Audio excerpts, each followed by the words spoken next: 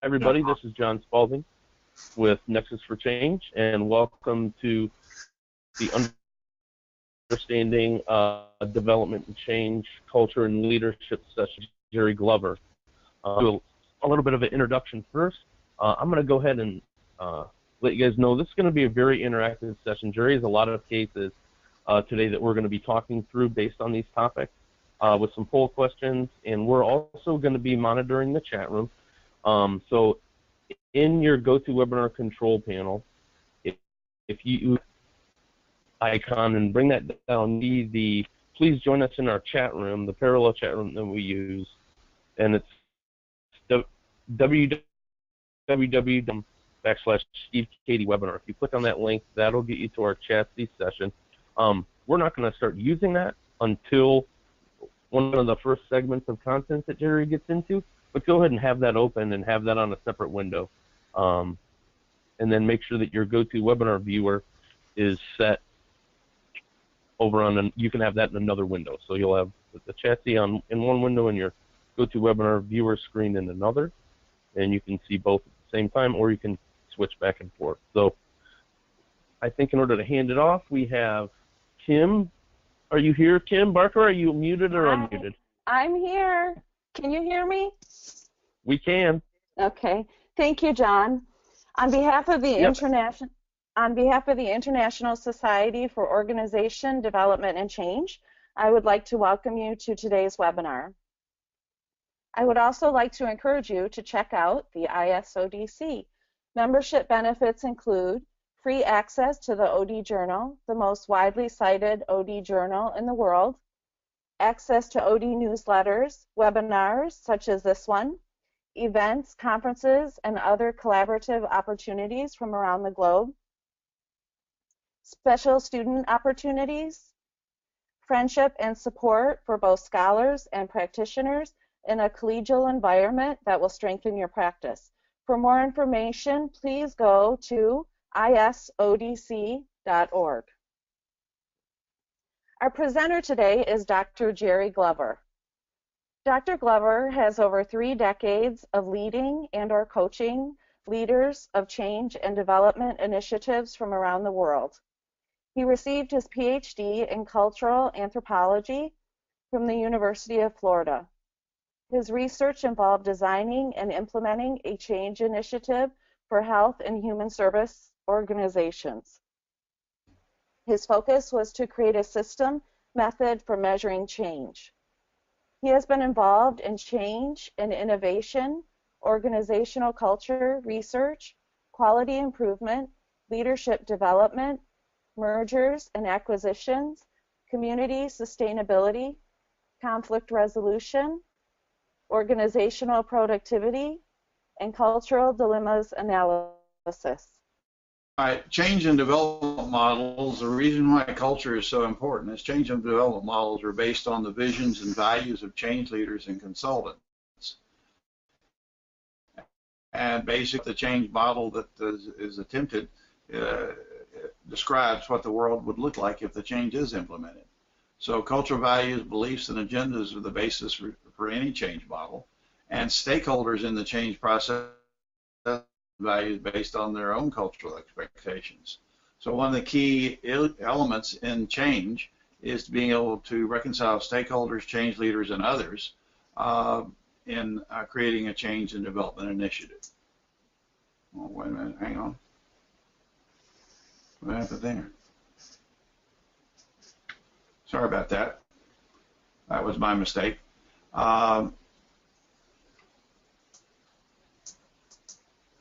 So basically, change is something that's been around for a long time. The tail, but you can see the perspective on change, and change has been societal. It's been part of the whole species. It's been things that have occurred in a variety of situations, but it's been something that's been with us forever as humans, and we're constantly in situations where people are working together to create change. I want to start with one of my favorite movies, at least to reference it. I don't know if any of you remember the movie by John Cleese in 1997, I think it was, called Fierce Creatures. And in that movie, he came in as playing the role of a new manager sent from Octopus Inc., which was the global corporation that bought a zoo. And John was sent in as the manager to meet with zoo employees. And of course, the zoo employees were alarmed and spoke out in the meeting. What happened in the meeting is that John Cleese conveyed the message from the corporate headquarters that Octopus Inc. wanted a universal expectation of 20% profit from all holdings. And the zoo, of course, argued that the zoo staff argued that they had particular circumstances that may not meet the 20% expectation. So, in a sense, it's a great illustration if you have time to on Netflix or some way to go back and look at Fierce Creatures if you've never seen it. It's full of cultural dilemmas. It's full of change processes, and of course, the values of the corporate headquarters were based on universalism. Everyone is the same, and the values represented by the zoo employees or based on particularism, we have to be considered differently because we're a zoo and we have different situations. So it's a great illustration to start off with, and I recommend it that you might want to look to it. I'm going to hold these polling questions, and basically we will move on without the polling questions right now because I think we need to cover the rest of this unit. Change and development initiatives have many forms. They can be autocratic in nature, they can be participative in nature, planned, unplanned, and so change is not just a cut and dried, one-size-fits-all type model. It can involve very different levels, very different cultural contexts, very different styles of leadership, and so forth. Change is something, though, that all of us have to face, and how we handle change depends on our perspective and our understanding of it. And it's very important in all professions. We have to face not only the challenges of culture and change and development, but we also have to find ways to measure progress and success in change projects. Dealing with stakeholders that have different cultural values, as I mentioned before, is important. Being able to minimize resistance to change is very important. Finding ways to create sustainable change, also important. And change and development can result from a number of different things, as you probably know, since most of you are involved in that profession. The one that there's not one of these that it doesn't get involved in being the impetus for change in organizations. And as I said, that change and development models are based on the visions and values of change leaders and consultants. So we have to be aware of that, and that's why we have to pay particular attention to culture, because it affects not only the change leaders but also the consultants. Okay.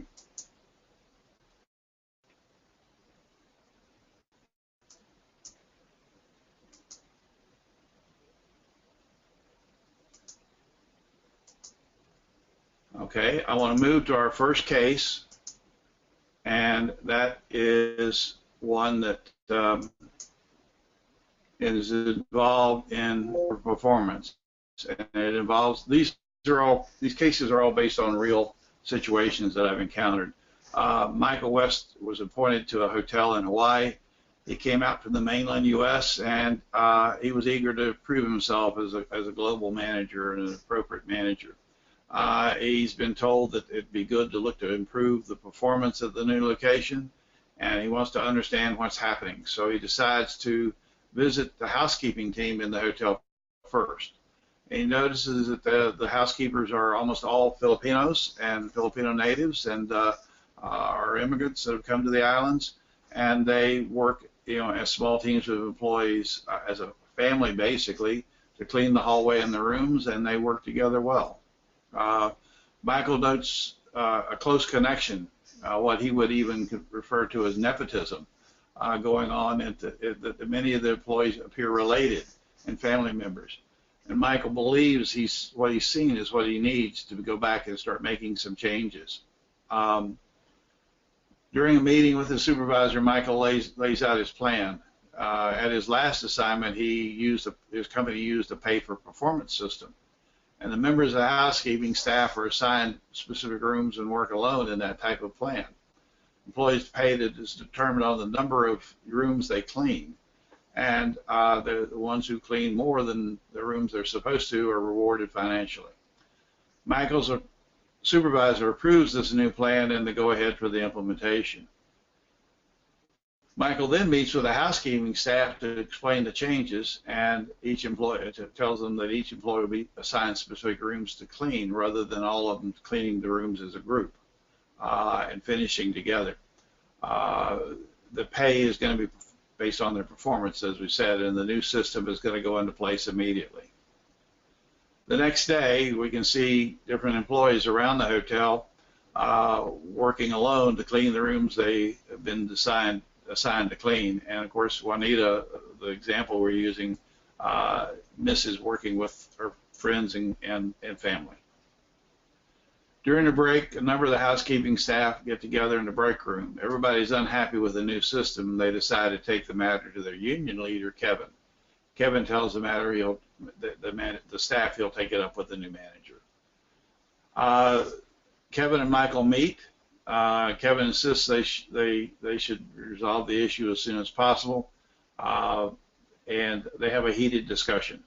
The meeting ends with Kevin's threatening union action against Michael and the hotel management.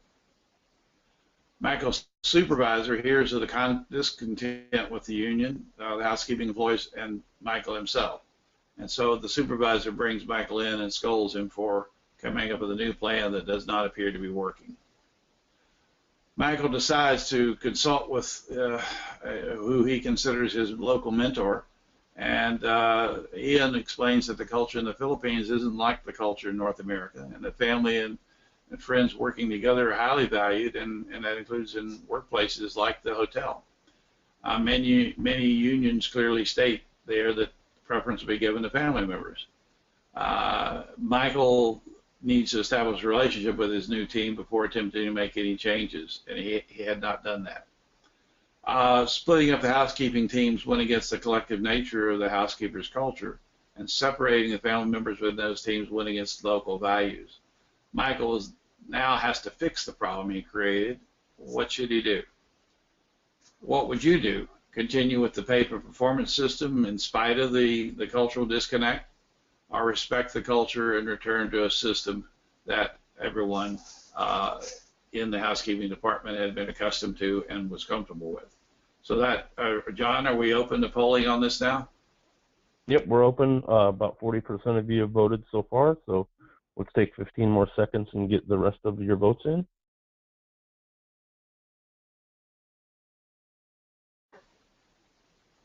So let's see if we can get up to 75%. Great. So we passed that, so we'll go ahead and publish the results, Jerry. And you can see that 4% said they would continue with the pay-for-performance system, and 96% say would respect the culture and return to the people. Okay, great. All right. Well, this particular case is a more common than many of us might think. I've seen it all over the world, and one of the things that's important is to be able to match the changes with the group that you're trying to change. And this was a clear case, and it's a true case, and it actually got to a labor situation where they were getting ready to file the action, and were going to, and it got resolved eventually, and that the company did go back to sort of a halfway system. So they didn't quite take care of the problem the way they should, but it's a case that I'm well aware of from being in Hawaii and seeing it happen there. Okay, let me give you another case now, and that would be one that we mentioned in the last webinar. For those of you who were in there, we certainly hope you will remember it, and that is the insurance loan. We had a customer of an insurance company who came in and wanted to get an extension, in other words, to get more than he should on as a loan against his insurance policy. Well, the person, the sales agent that met with him, explained that there was a merger going on, and this came from a merger study we did, And the processes were changing with the merger, but all exceptions had to be now approved by the accounting manager and the sales manager. And Kathy, who's the sales agent, assured Jim that she'll walk through his request. Kathy speaks with the accounting manager on the loan exception, and the accounting manager explains that no exceptions will be made. Jim's SS request to get an exception as a customer must be denied. She now goes, Kathy, to the sales manager, who understands Jim as a valued, long-standing client and a very influential member of the community, and he says it's approved. So now we have a problem because the accounting manager said no exceptions. The sales manager said do whatever it takes to satisfy the customer. And so this was then taken up to the general manager and the weekly executive committee meeting, and the sales and accounting and the managers explained the situation during the meeting. Okay, the general manager wants to resolve the dilemma. And as a team, what would they do? Should you make exceptions, or do you have rules are rules? And the sales manager both and the accounting manager both attempt to explain their positions. The sales manager, of course, justifies that it must be approved because of the relationship with the customer. The accounting manager says that you can't give away the store, and the rules must not be modified to meet the needs of one client. During the time of this meeting, and I was actually present in this meeting, the general manager points to their vision statement, which is above the wall. And that says that we'll be the leader in the region in providing financial solutions that exceed our customers' expectations. And the rest of the group looked around and kind of were, in a little bit of awe as to how this was such a disconnect from their vision and value statement. So what would you do in this situation? Would you go ahead and approve it, or would you not approve it? Because there are, of course, an obvious argument for the accountant, and there's an obvious argument for the sales and marketing people. You can't give away the store. On the other hand, you want to do what you can to please the customer. So the first polling question is, what would you do? Deny the request of the loan or make the exception?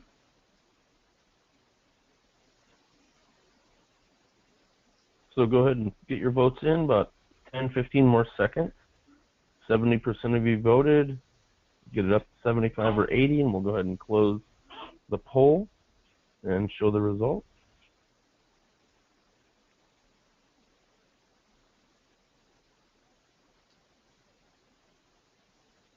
All right, and can you see the results, Jerry? It says 5% will deny the request and 95% will make the exception and provide the loan. Okay.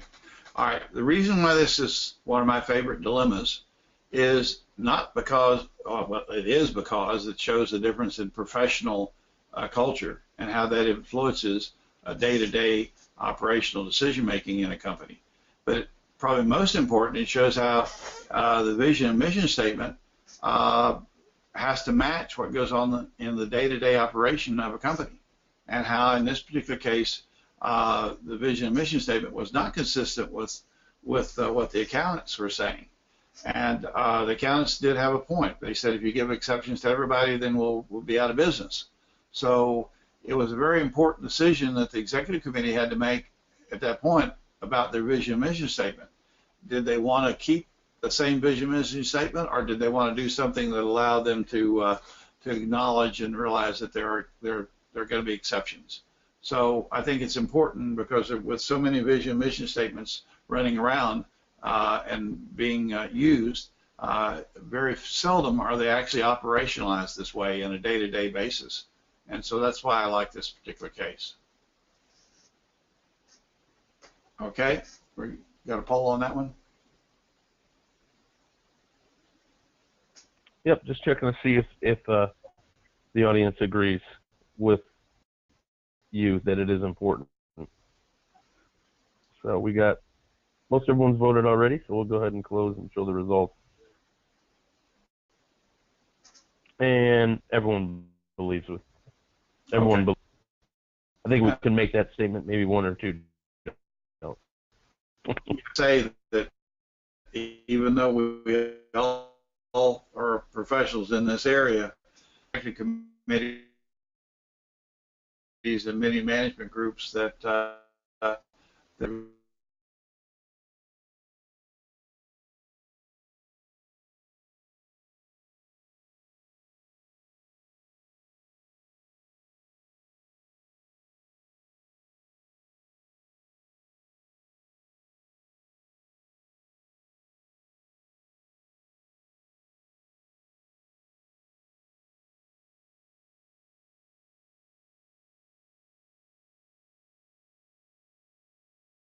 The end of the session. Go ahead, Jerry. Well, let me just pause for a second and ask if anyone has any immediate comments or questions. If not, we'll move on to the third case. Cool. We're running pretty much on time. Dr. Bourget had been discussing that the company should have a policy for exceptions and not leave it to every branch without guidance to sink or swim. So I thought that was a Very good point. Yeah, and I think that's the point often overlooked by change agents who want to create visions and missions and plans for how companies should operate, but fail to realize that every one of the statements in a vision and mission have to be operationalized. In other words, it has to be something that happens everywhere in the company. So, okay, let me move on then to the third case. One of my favorite of all times. We were asked at one time to go to Tonga, and Tonga had just developed a agricultural product which they were looking to help their economy. For those of you who don't know where Tonga is, it's in the South Pacific, and for many years it was the last monarchy in the Pacific Islands, and had a king and so forth. And we were asked by the U.S. Forest Service and the Tonga Department of Agriculture to go and try to help with the problem they had, and that was that 35% of the pumpkins that were being produced were being rejected when they arrived at a port in Japan in the first harvest. So they were really having all sorts of problems with the harvest and the quality of it. And so we went there and spent about 6 months in total. There were other quality experts, and we were brought in as well as a team of consultants to try to improve what was going on. Unfortunately, we misread the whole situation. We did some things right, but what we didn't realize is how Tongans perceived the way change is created. They were a very benevolent autocracy, and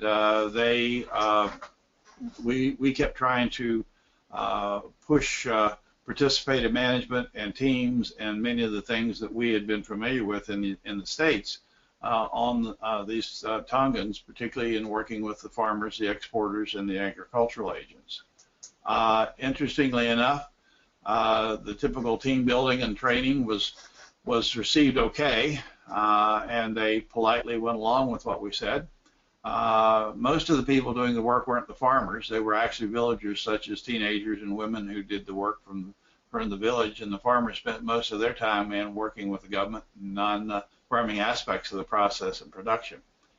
We put all these faulty processes together and report for the Department of Agriculture, and we plan to come back after the next harvest and work with the team some more to try to correct what we identified as the key process problems in production and exporting. 3 months later, though, we found out from a visit through Hawaii that the king of Tonga had read our report and made all the corrections that we recommended or that we had identified in the processes. He made them law right after we left. So they were immediately put into law. Everyone started following the king's new dictates. And the interesting thing was the reject rate in the next harvest went to 5% from 35% originally. Teams and quality management methods that we were advocating may have had some influence, but it was really the autocratic leadership of the king that put in a culturally appropriate approach that we probably should have used. So I see this as important because it shows how our perceptions and our own preconceived notions about change and about the models that we should use aren't always the best things to do. And sometimes we need to learn what's the right way to do change. One of the best articles I've ever written was done by Bob Marshak on Lewin Meets Confucius, which if any of you haven't read that, it's excellent. But the idea behind his article and what I'm saying here is that when you're doing change, be aware of how the people you're working with view change and how they're accustomed to doing change. Change is not a one best all, one best way approach, but it's a process, and whose process is used is very critical. We have a couple polling questions here. Is participative management a necessary requirement for appropriate and effective change? Yes or no?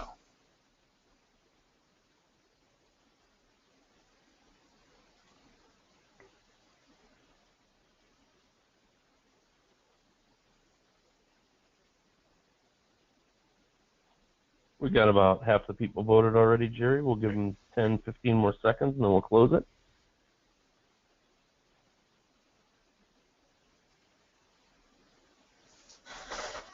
Let's get up to 75% of you voting.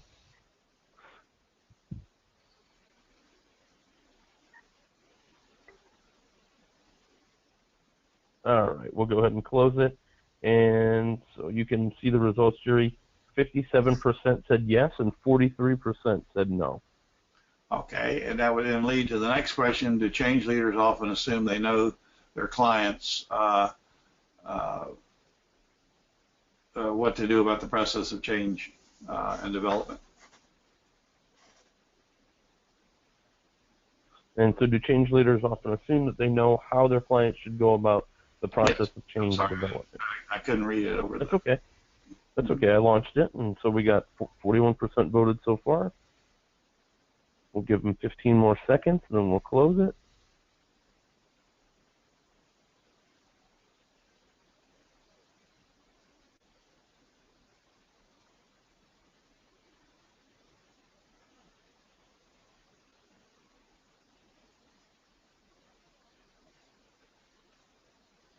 And so can you see that, Jerry? 76% said yes, they should assume, and 24% said no. Okay. I think the reason why I use this case and love the case is, one, it was one of the most successful projects I ever worked on in terms of results. But I think I had less to do with it than we thought we were going to initially. And I think the important lesson was that we were able to get results that helped the people there, and that helped the economy, and it helped their agricultural export problem very quickly.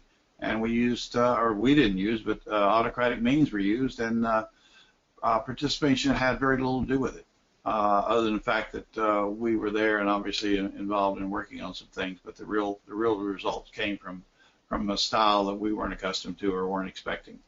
And I think there's a good lesson there. Okay, I have one more case, and then we'll have some time for a little more dialogue.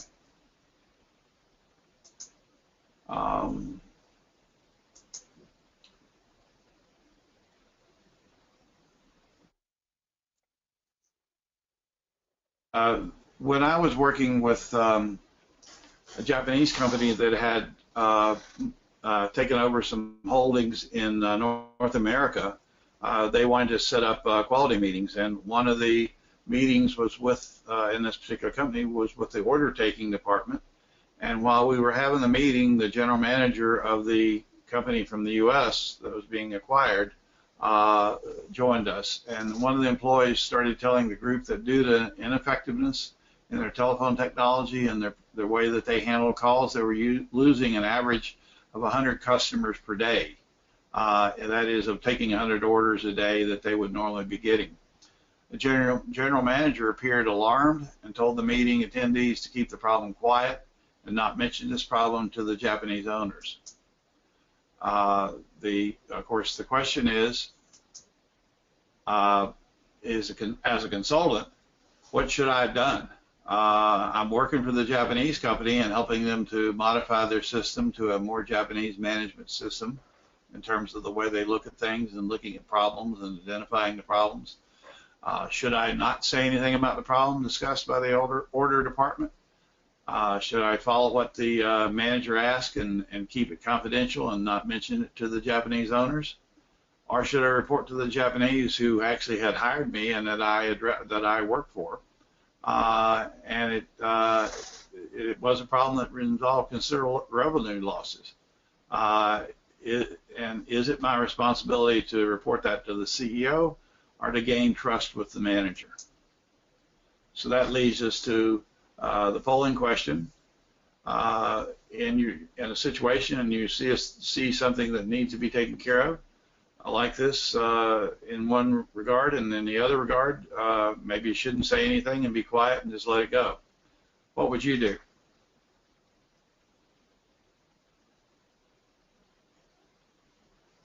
Great, Jerry, and they're coming in right now. About half of them have voted so far. So let's give them about 15 more seconds, and then we'll close them, share the results. All right, so it's fairly close. 54% would say none. The consultant needs to get this costly problem fixed, and 46% said gaining the manager's trust is more important than fixing the problem. Okay, well, this illustrates to me, and particularly the results, that in the change and development profession and in the people who deal with these issues, that many times there are dilemmas like this in which there's no right answer. I actually, in my particular case, talked to the manager, told him that it was too costly a problem and it needed to be fixed and we needed to involve the Japanese, but I gave him the opportunity to go with me to talk with them about it. And that seemed to work out okay, and it was a way of reconciling this fairly important dilemma. But what I've done in these 4 cases is, besides just presenting cases of change in culture and leadership, is I've tried to illustrate some key points that we all need to be aware of as change agents and as people who are helping to lead change, and that culture is very definitely a factor, and our own values, the values of the clients, the values of the stakeholders, all are very, very important and have to be considered. Let me move on to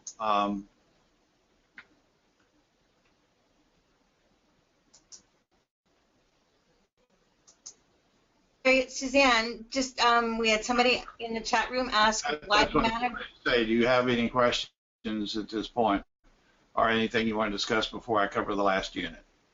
Kim was asking why the manager did not want the information exposed. Because there was the fear of the Japanese ownership. Many of them felt like they were going to lose their jobs, including the managers, and many of them felt like that everything they were doing should be kept to themselves, and they didn't.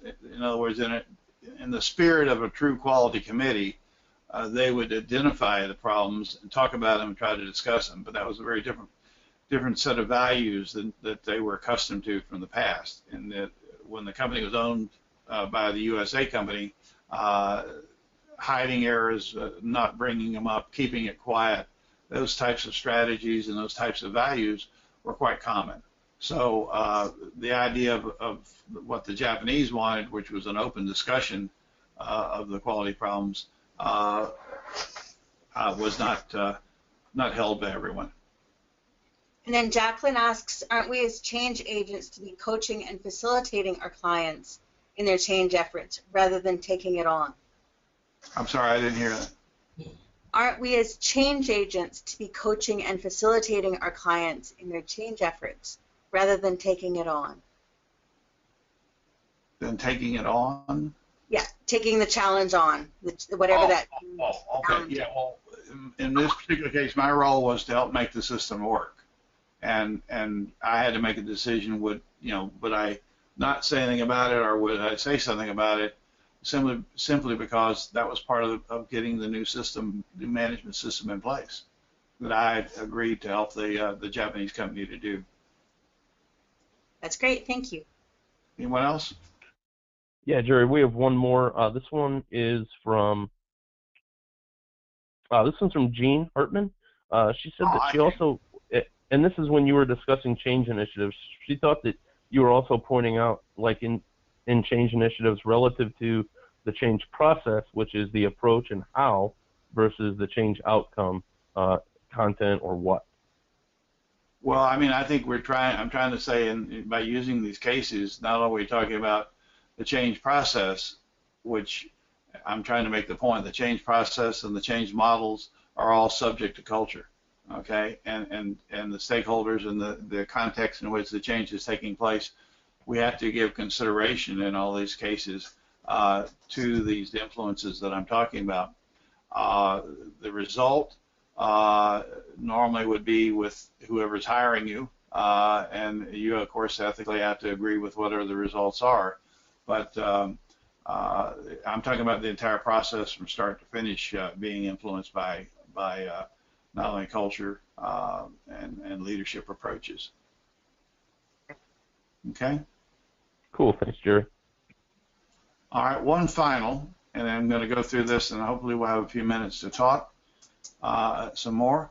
Just some things to review, and these are sort of a highlight of what we go through in the course that we're offering the FIT, the ICCM 1006 that we talked about earlier. And in the course we'll be talking about a lot of these things, and I just wanted to highlight them for you.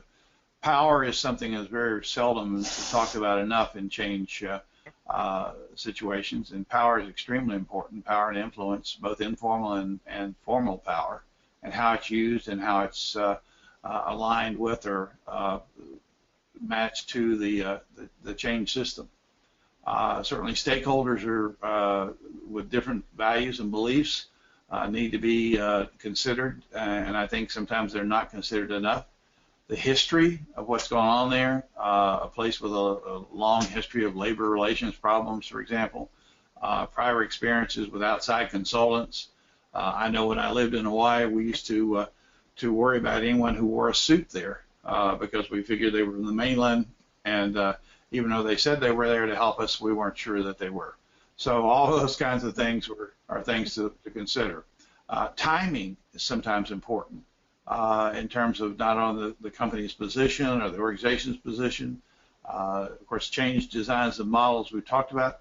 The source of the change, where did the change come from? Did it come from the CEO? Did it come from a change champion in the company? Did it come from a consultant? Did it come from the government? All those things can certainly influence the change itself. And of course, communication, how it's communicated, is extremely critical. Just a little model that I've used forever to measure change, not forever, but for a long time, that people really change, according to Frederick Barth, when they change the way they use their time, and they allocate their time differently, and they're using their time differently, when they allocate resources differently, and when they change their priorities. So I've set up with my clients many times, set up a model that allowed us to measure change using those three things as a measure. And I think if any of you want to talk about it some more, and it's just an excellent little model, and it works very well. Another thing that I would mention to you that you should look at if you aren't familiar with it is a book. There's a book written by Everett Rogers back in the 60s, and it's about the 6th edition. I used it quite a bit, even in my dissertation research. And there were 5 attributes Rogers mentioned about change that people perceived a change or an innovation according to those 5 attributes. And it had a lot to do with the success of that change. First of all, relative advantage. Many people ask, what's in it for me? What's the risk involved? Complexity, is it so complex that people can't understand the change? How compatible is it? And that, of course, has to do with compatibility to the culture and to the agendas and the values of the people involved, the stakeholders involved. Trialability, is it something that you can try if you're a stakeholder or someone who's an expected person to be changed? Is it something people can trial and see what it's going to be like? What's going to happen to me if I do this? It's important, and having a way for people to do a little pilot test or a pilot trial of it is very important. And then observability. When other people are watching to see what happens with the change, can people observe the results and observe the results to be something positive? My dissertation professor at Florida once told me the story about working at a mental hospital, and he asked one of the patients, why is it that people here, some of them recover and some don't? And the patient said, because there are three different types of people. There's doers, there's watchers of doers, and there's watchers of doers. And he said that basically many people in change situations sit on the fence and watch to see what happens. And he always urged me and encouraged me to think in terms of creating observable situations that people could see the benefit from. Okay, so one of the things that's important, of course, is to realize that part of our approach is using dilemma reconciliation, because we believe that's the way to measure and to get it at and analyze culture. We believe that if you don't reconcile many of the dilemmas that exist between either the change model and the culture of the people intended to be changed, or between some of the stakeholders and the change leadership group, that if you don't do that, you're going to actually get resistance and blockage almost always. So basically the change initiative Barth talking about is, I think we could do a quick poll on this, is the idea of measuring resources, time, and priorities. Is that a viable method, or have you used it, in other words? I have, as I said, I've used it. I'm curious if anyone else has. We got about half the people voted so far, so we'll keep it open a little bit longer. Okay. And then we'll close it and share the results.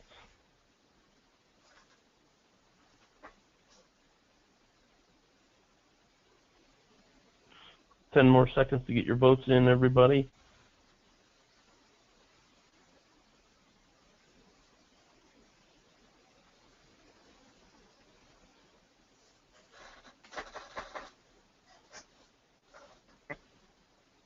And I don't know if you can see it or not yet, Jerry, but 94% said yes.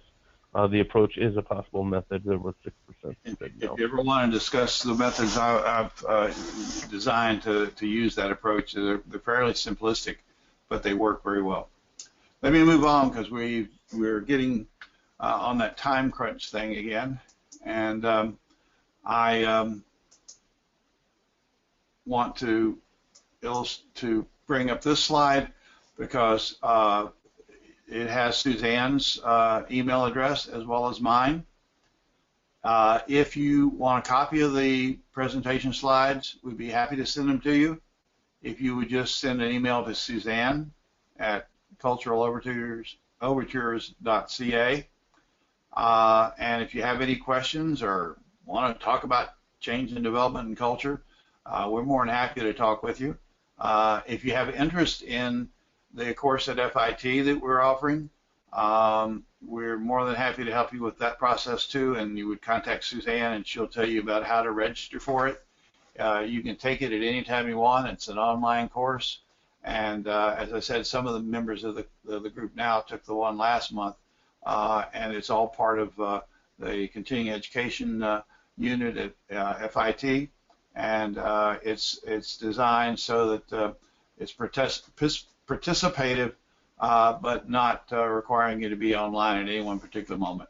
We do make use of threaded discussions, and if people want it, we have Zoom calls and other methods as well. But I'll leave that there for you for just a second if you need to copy the emails. Jerry, I've also put my email in the chat box. Okay. Tom has asked a question saying, going back to prior issues with the king, have you seen any relationship between autocratic leadership and the level of education of those leading? No, not myself. I mean, the Tongans many of the Tongans we worked with were quite knowledgeable people, and you know, obviously the farmers and some of the people there had been, they were somewhat parochial. But I've seen, I've never been a believer myself that there's one way of change, and I think one of the things that the people at OD meetings don't like me when I start saying we don't all have to participate to create change effectively. It has to do with more than that, and I think that's it's just a personal value of my part. Okay, and then And part of my experiences too, I guess. Dr. Bourget says Well, she's let me say one more thing.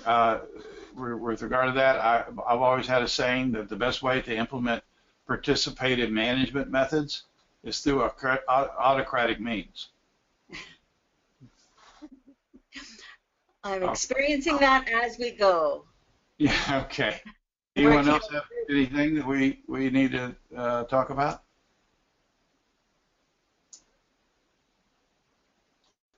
Is that it? It looks The new master's program. Okay, yeah, hold on. I'm going to get you right up now. Kim wants to tell you about a program that they're developing, and I'll leave that up to you, Kim.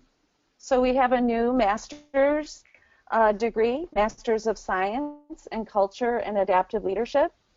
Our first cohort is beginning this coming January, and we are working in conjunction with the Professional Development Foundation in creating this master's program, and it will be accredited by Middlesex University in London, England. So we are using, some very exciting case studies and content, the latest and greatest, and we would encourage you to email me at kbarker@cultureandadaptiveleadership.org, and I'll put my email address in the chat room as well. And if you're interested, and there will be a discount for those who take part in our very first cohort. Okay. We've actually reached our time limit, and being somewhat sequential in my nature, I want to take a moment to thank everyone for participating, for coming in and joining us today. And I hope that we can continue a dialogue. And I also want you to know that we're part of an organization that's going to create more events, perhaps even a conference next year. We're looking at other ways to create a community of practice, and we believe strongly in the idea of adaptation, culture, change, and leadership all being very much interrelated. So thank you again, and any final questions before I give it back?